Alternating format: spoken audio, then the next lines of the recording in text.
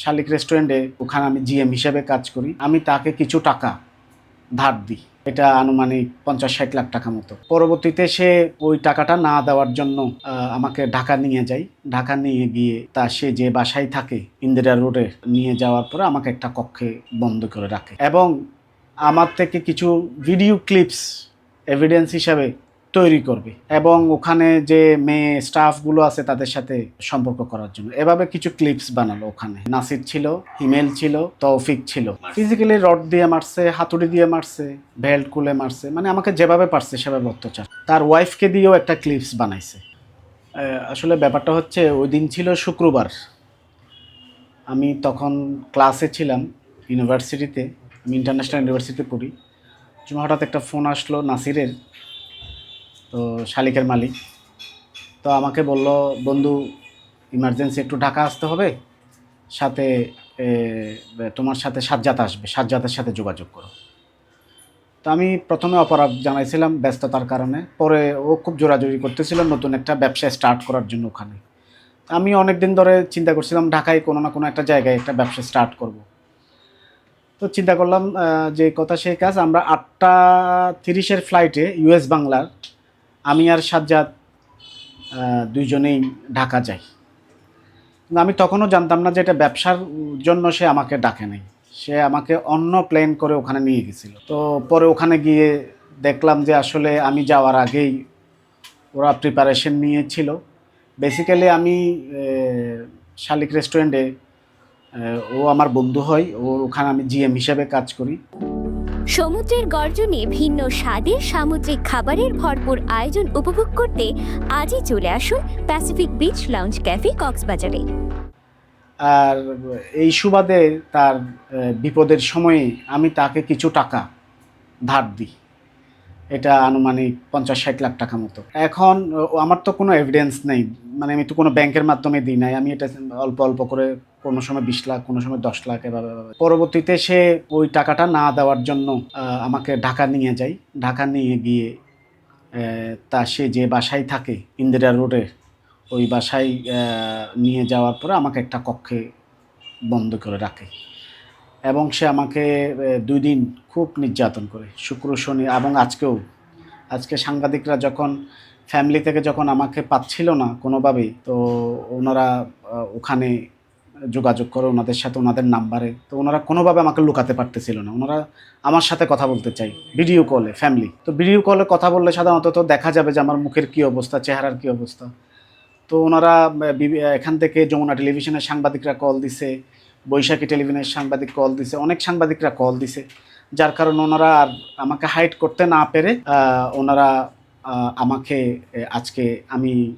আজকের ফ্লাইটে আসলাম আর কি। আজকে আমার ফ্লাইট ছিল হচ্ছে 4:35-এ। মূলত এই ঘটনা সে এখানে আসলে তার উদ্দেশ্য ছিল হচ্ছে আমাকে নিয়ে যাবে, হুমকি দেবে, নির্যাতন করবে এবং আমার থেকে কিছু ভিডিও ক্লিপস এভিডেন্স হিসাবে তৈরি করবে। সে এরকম ছোট ছোট মিনিমাম 10টা মতো ভিডিও ক্লিপস বানাইছে। ভিডিও ক্লিপসগুলো ছিল এরকম যে আমি ওর প্রতিষ্ঠান থেকে প্রায় 2 কোটি টাকা আত্মসাৎ করছি। তো আমি যদি ওর প্রতিষ্ঠান থেকে 2 কোটি টাকা আত্মসাৎ করি, ওখানে তো প্রতি মাসেই তো হিসাব নিকাশ প্রদান করা হয়। তাহলে এটা কীরকম 2 কোটি টাকা আত্মসাৎ করা? আর আমি ওর ওখানে তো কাজই করি মাত্র 6-7 মাস। এই অল্প সময়ের মধ্যে 2 কোটি টাকা কীভাবে আত্মসাৎ করা যায়? এরকম একটা ক্লিপস বানালো। পরবর্তীতে আরেকটা ক্লিপস বানালো, ওখানে কলাতলিতে তার পাশে যারা বিজনেস করে এরকম 4 জনকে টার্গেট করে একটা ভিডিও ক্লিপস বানালো হচ্ছে তারা আমি সহকারে একটা প্ল্যান করতেছি তাকে প্রাণনাশের। তারা সবাই ওখানকার সম্ভ্রান্ত পরিবারের সন্তান এবং সবাই ব্যবসায়ী। তো সেখানে কলাতলি রেস্তোরাঁর মালিক আছে আফসার, একটা গেস্ট হাউসের মালিক আছে জব্বর, সাইদি ট্রেডার্সের মালিক আছে আলী আকবর, ওরা 2 ভাই আর কি। আর মুকিম খান, যে কিনা অনেক আগে থেকেই ওখানে ব্যবসা করে, রেনবিউ রিসোর্টের মালিক। এরকম একটা ক্লিপস বানালো। এরকম আরও অনেকগুলো মেয়েদেরকে নিয়েও কয়েকটা ক্লিপস বানালো যে সে ওভাবে ক্রিয়েট করে রাখলো। তারপরে এখান থেকে মানে আমাকে দিয়ে এমনভাবে বলানো হলো যে আমি এখানে শালিকে আসছি মূলত ওর টাকা আত্মসাৎ করার জন্য, ওকে দোষিয়ে দেওয়ার জন্য এবং ওখানে যে মেয়ে স্টাফগুলো আছে তাদের সাথে এ, সম্পর্ক করার জন্য এভাবে কিছু ক্লিপস বানালো ওখানে, এবং কয়েকজন না একজনের কল দিয়ে ওনাদেরকে শিখাই দিছে এখান থেকে এভাবে বলবে, তুমি এভাবে বলো, আবার আমাকে কথা বলতে দিয়ে ওগুলো ওনারা রেকর্ড করছে। ওখানে টোটাল কক্ষ ছিল হচ্ছে 1, 2, 3টা, মাঝখানে একটা গিয়েছিল, আমাকে একটা কক্ষের মধ্যে সবসময় আটকায় রাখতো। ওই ফ্ল্যাটে যে কয়জন যেত, ওখানে তো সিসি ক্যামেরা আছে, ওখানে দেখা যাবে। এই লাস্ট যে কয়দিন আমি ওখানে ছিলাম ওরাই ছিল, সাজ্জাদ ছিল, তারপরে নাসির ছিল, হিমেল ছিল, তৌফিক ছিল, আর মেহেদি ছিল।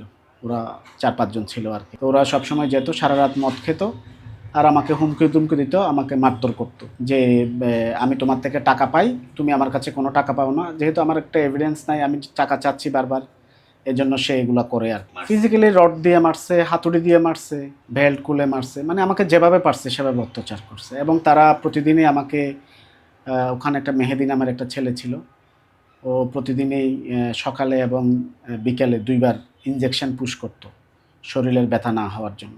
এর বাইরে উনি ওখানে ওনার ওয়াইফ থাকতো পাশের একটা রুমে, আরেকটা রুমে তার কিছু রিলেটিভ থাকতো। তার ওয়াইফকে দিয়েও একটা ক্লিপস বানাইছে বলতে আমাকে উলঙ্গ করে ফেলছে, করে ওনাকে দিয়ে আমাকে পিটাচ্ছে, যাতে বলতে পারে যে উনি আমার ওয়াইফকে এরকম ধর্ষণ করতে চেষ্টা করছে, তাই ধরে এভাবে শাস্তি দিচ্ছে। এরকম করার জন্য একটা ভিডিও ক্লিপস বানিয়ে রাখছে। আমি শালিকে জিএম হিসেবে আছি। আমি টোটাল 60 লাখ টাকা মতো দিছি। ও আমার বন্ধু হয়। ও আসলে প্রথম যখন এই বিজনেসটা ওপেন হয় তখন থেকেই আমি ওর সাথে আছি। এগুলো আসলে আমি জয়েন করার পর দিছি 30 লাখ টাকা, এর আগে দিছিলাম আরও 30 লাখ টাকা। টোটাল 60 লাখ। আমি অক্টোবরে জয়েন করছি। ও আমার খুবই বেস্ট ফ্রেন্ড, কিন্তু ওর ভিতরে যে এত কিছু আছে সেটা আমি জানি। আমি যাওয়ার পর আমার ব্যাংক থেকে প্রায় 4 লাখ টাকার মতো, 4.25 লাখ টাকা বা 4 লাখ টাকার মতো এখনও দেখি না, কারণ আমার মোবাইলটা এখনও অফ। আমি মাত্র আসছি কিছুক্ষণ আগে। আমার এখান থেকে অন্য নাম্বারে ট্রান্সফার করে নিয়ে নিছে, যেগুলো কিন্তু আমার কোনো পরিচিত না।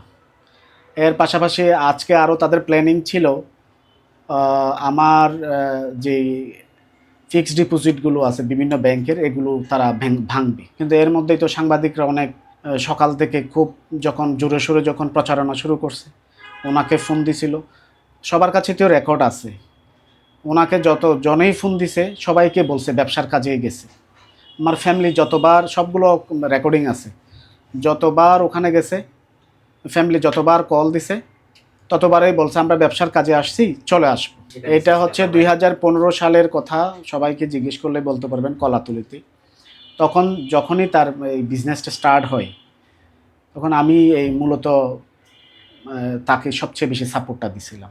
তো ওই সময়গুলো রিটার্ন করে দিছিল, যখন শুরুতে যখন দিছিলাম সেগুলো রিটার্ন করে দিছিল। তখন তো কম দিছিলাম, 7 লাখ টাকা। পরবর্তীতে 1 বছর আগে নিল, আর এইবারে ঢুকার পর নিল। এবার তো আমি তার পার্ট হয়ে গেলাম। সে আমাকে একটা অফারও দিল যে একটা পার্টনারশিপে তার সাথে করার জন্য। তো আমি তো এগুলো করার আগেই সে আমার সাথে এইসব করলো আর কি। আমাদের দেশের প্রচলিত আইনে যে বিচার চাই, বিচার আছে, আমি ওরকম বিচার, এটার কঠিন একটা বিচার চাই, কঠিন একটা শাস্তি চাই তার। যে এভাবে না করলো তো সে পারতো, সেভাবে সে আমাকে সুদূর কক্সবাজার থেকে, এটা আমি তো বিশ্বাস করেই গেছিলাম। আমার ওখানে ছিল হচ্ছে টোটাল নাসির ছিল, সাজ্জাদ ছিল, তারপরে ছিল মেহেদি, তৌফিক আর হিমেল, টোটাল 5 জন ছিল, এবং ওনার ওয়াইফেরটা আসলে শুটিং করার জন্য, মানে আমাকে মারবে, তারা সেটা রেকর্ড করবে, যাতে পরবর্তীতে যেন একটা জিনিস স্টাবলিশড করা যায় যে আমি তার সাথে শিলানোর চিন্তা করছি বা চেষ্টা করছি।